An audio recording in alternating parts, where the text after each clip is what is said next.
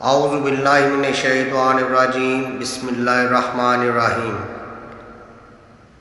اللہم صلی علی سیدنا و مولانا محمد و علی آل سیدنا و مولانا محمد و بارک وسلم۔ نزلہ زکام کا روحانی علاج۔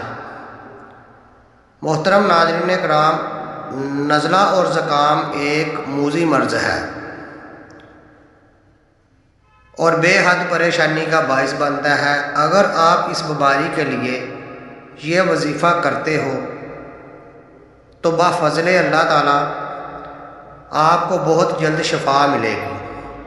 یہ ایک قرآنی وظیفہ ہے اور بہت مجرب ہے۔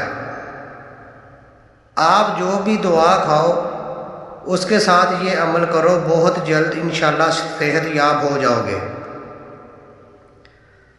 تو عمل بتانے سے پہلے آپ سے گزارش ہے کہ چینل کو سبسکرائب اور ویڈیو کو لائک اور شیئر ضرور کریں۔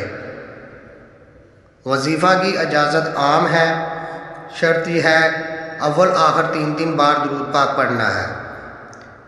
عمل آپ نے اس طریقے سے کرنا ہے: فجر اور عشاء کی نماز کے بعد باوضو حالت میں قبلہ کی طرف منہ کر کے، یعنی سلام پھیرنے کے فوراً بعد آپ نے 3 بار سبحان اللہ العظیم و بحمدہ اور 7 مرتبہ آیت کریمہ یعنی لا الہ الا انت سبحانک انی کنت من الظالمین، اور اس کے بعد 3 دفعہ آپ نے سورۃ فاتحہ پڑھنی ہے، یعنی الحمدللہ رب العالمین۔ یہ پوری سورت 3 دفعہ پڑھنی ہے۔ یہ پڑھنے کے بعد آپ نے مریض پر دم کرنا ہے